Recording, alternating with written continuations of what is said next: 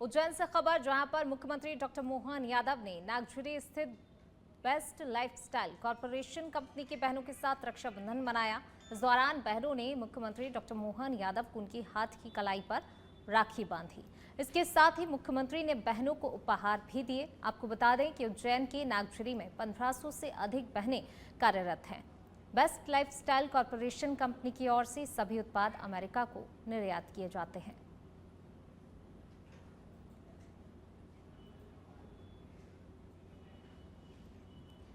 तो देखिए, मुख्यमंत्री डॉक्टर मोहन यादव ने उज्जैन के नागझरी स्थित एक कंपनी में वहां कार्यरत जो महिलाएं हैं उनके साथ रक्षाबंधन मनाया है और 1500 से अधिक जो महिलाएं इस कंपनी में कार्यरत हैं और इन 1500 महिलाओं ने मुख्यमंत्री डॉक्टर मोहन यादव को राखी बांधी है। और देखिए, राखी बांधी तो भैया का जो एक फ़र्ज़ होता है और एक जो परंपरा है गिफ्ट देने की, एक तरीके से कह सकते हैं, तो मुख्यमंत्री डॉक्टर मोहन यादव ने राखी बंधवाने के बाद उन बहनों को उपहार भी भेंट किए।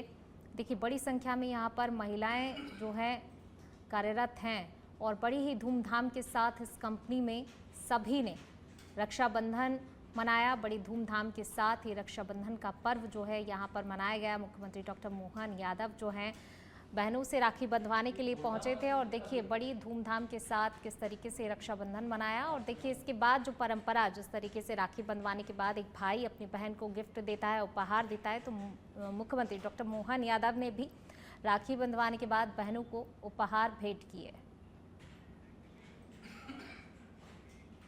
चलिए, इसी कड़ी में रुक करेंगे अगली खबर का। भोपाल से खबर आपको बता रहे हैं। भोपाल सांसद आलोक शर्मा का नवाचार, रक्षाबंधन पर बहनों को देंगे सुरक्षा बंधन का उपहार। आज सभी बहनों को हेलमेट भेंटकर सुरक्षा का वचन दिलाएंगे सांसद आलोक शर्मा। रक्षाबंधन के शगुन में बहनों को हेलमेट देंगे सांसद आलोक शर्मा। बहनों से यातायात नियमों का पालन करने का वचन भी लेंगे सांसद शर्मा। अपनी और अपने परिजनों की सुरक्षा का वचन लेंगी सभी बहनें।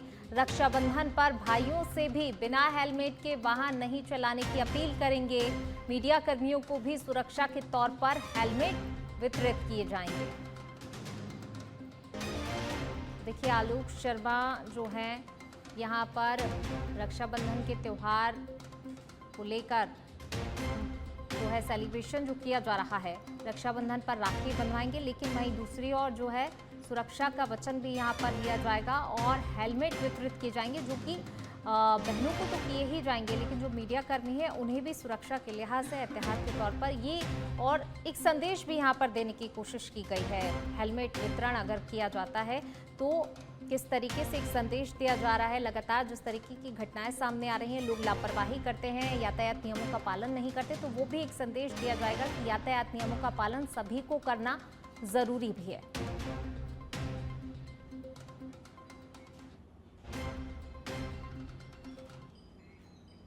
चलिए, खबर मध्य प्रदेश के उज्जैन से, जहां सीएम डॉक्टर मोहन यादव ने नागझरी स्थित बेस्ट लाइफस्टाइल कॉरपोरेशन कंपनी की बहनों के साथ रक्षाबंधन मनाया। सभी बहनों ने मुख्यमंत्री को राखी बांधी, जिसके बाद मुख्यमंत्री ने बहनों को उपहार दिए। आपको बता दें, कंपनी में 1500 से अधिक बहनें कार्यरत हैं।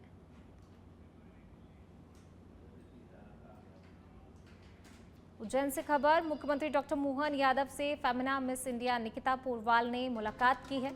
निकिता पोरवाल ने फेमिना मिस इंडिया 2024 का खिताब जीता। मुख्यमंत्री ने उज्जैन की बिटिया को भविष्य के लिए बधाई और शुभकामनाएं दी। तो मुख्यमंत्री डॉक्टर मोहन यादव से फेमिना मिस इंडिया निकिता पोरवाल ने मुलाकात की। निकिता ने फेमिना मिस इंडिया 2024 का खिताब जीता। सीएम से मुलाकात की है निकिता पोरवाल ने, और इसके लिए देखिए मुलाकात के बाद जो है निकिता पोरवाल को बधाई और शुभकामनाएं दी हैं। तो सीएम से फेमिना मिस इंडिया निकिता पोरवाल ने मुलाकात की और इस मुलाकात के बाद जो है देखिए निकिता को भविष्य के लिए बधाई और शुभकामनाएं भी सीएम डॉक्टर मोहन यादव ने दी हैं।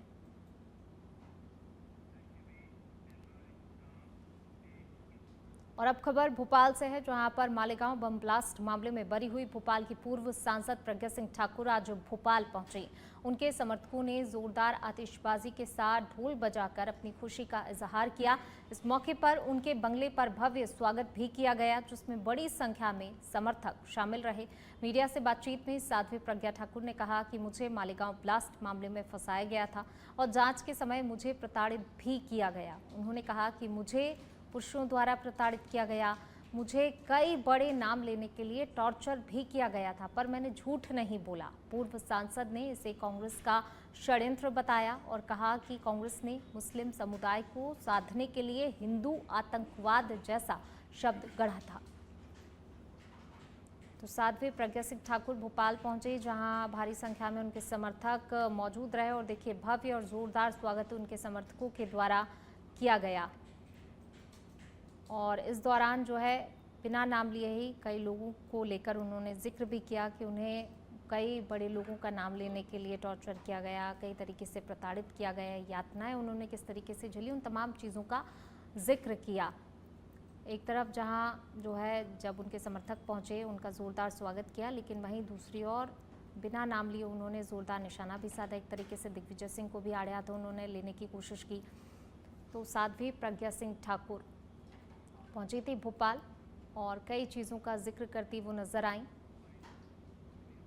वो नाम नहीं बोले, उनके अनुसार मैंने काम नहीं किया, इसलिए उन्होंने मुझे प्रताड़ित किया। और उन नामों में विशेष तौर पर माननीय भागवत जी का नाम, राम माधव जी का नाम,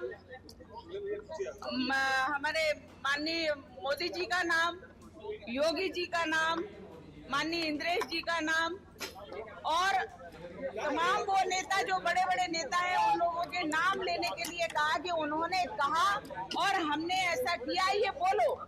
मैंने उनकी बात को नहीं सुना और ना ही माना, इसलिए उन्होंने मुझे प्रताड़ित किया।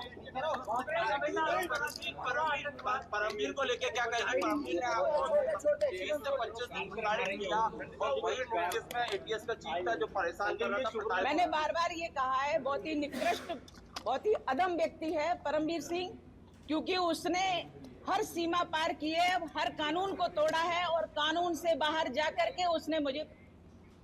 चलिए बढ़ेंगे आगे और अब खबर भिंड से है, जहां पर जिले के इटावा रोड पर खुमारी नदी के पुल से एक युवक ने छलांग लगा दी। युवक बाइक लेकर आया और बाइक खड़ी करके उसने फोन पर बातचीत करते हुए नदी में सीधे छलांग लगा दी। वहां पर मौजूद लोगों ने नजदीकी गांव में इसकी सूचना दी, जिसके बाद ग्रामीण और पुलिस मौके पर पहुंच गई। युवक की पहचान 25 वर्षीय विपिन यादव निवासी दीनपुरा के रूप में हुई है।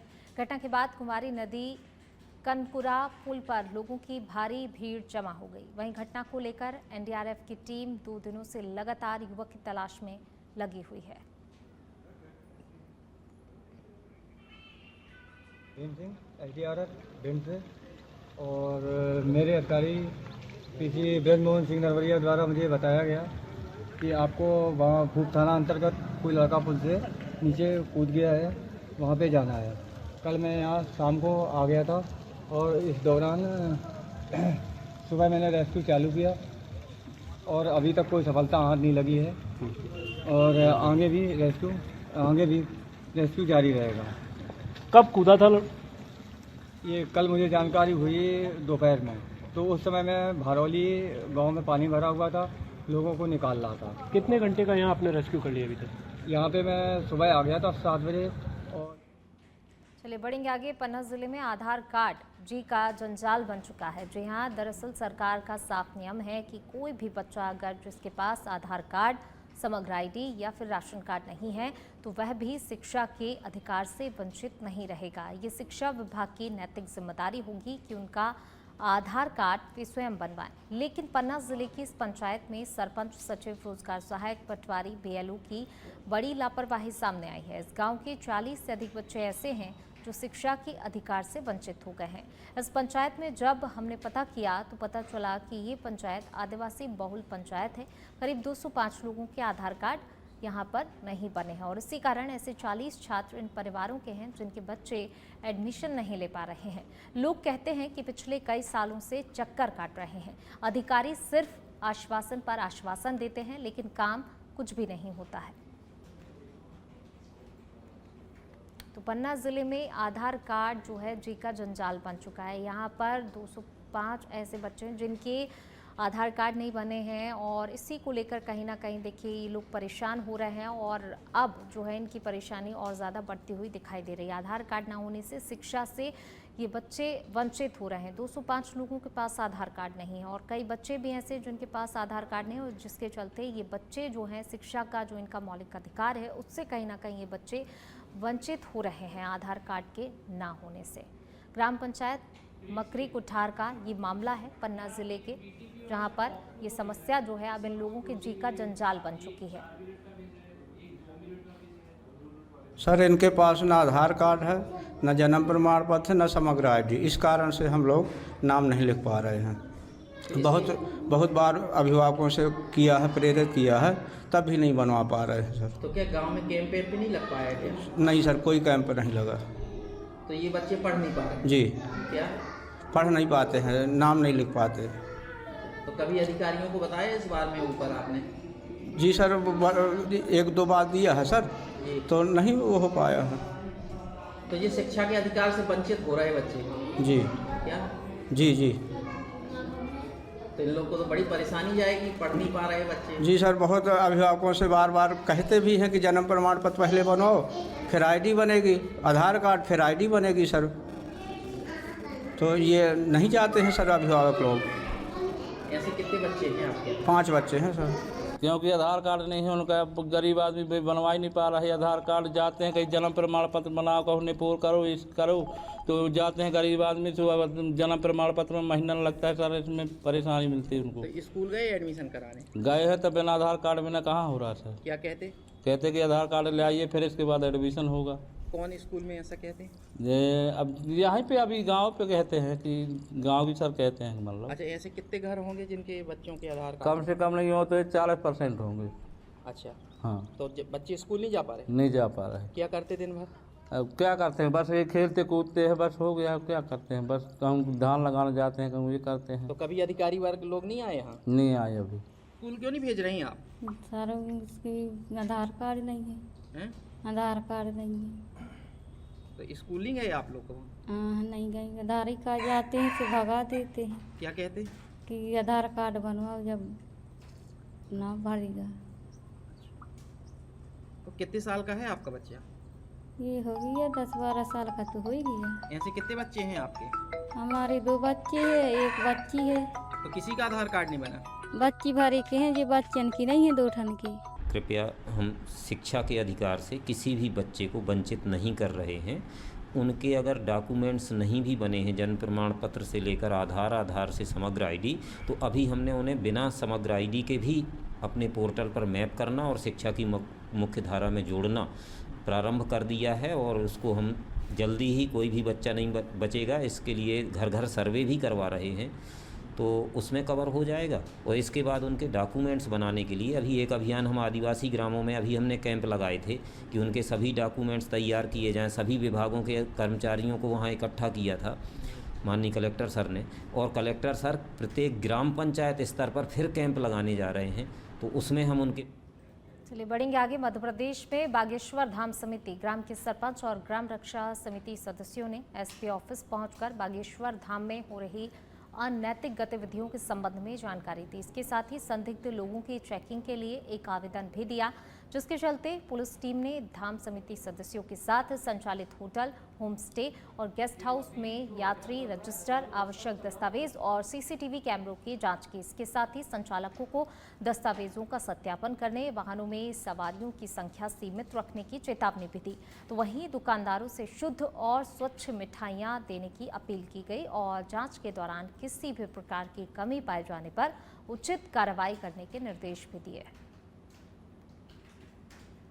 तो देखिए यहाँ पर मध्य प्रदेश के छतरपुर में जांच के दौरान जो कमियां पाई गई, बागेश्वर धाम में अनैतिक गतिविधियां जो हैं देखी गई और इसको लेकर जब जांच की गई तो कई अनियमितताएं सामने आई। इसको लेकर देखिए अब संदिग्ध लोगों की चेकिंग का आवेदन भी दिया गया है। पुलिस टीम ने बागेश्वर धाम में जांच की है। देखिए पुलिस की टीम भी लगातार पहुँच रही है और चेकिंग यहाँ पर की जा रही है और जाँच के दौरान कमी होने पर कार्रवाई के निर्देश भी यहाँ पर दिए जा रहे हैं। तो पुलिस की टीम पहुंची हुई है, जगह जगह जो है जांच की जा रही है और अगर कहीं कोई अनियमितता, किसी प्रकार की कोई कमियां यहाँ पर देखी जाती हैं, नैतिक गतिविधियां अगर देखी जाती हैं तो सख्त कार्रवाई के यहाँ पर निर्देश भी हैं।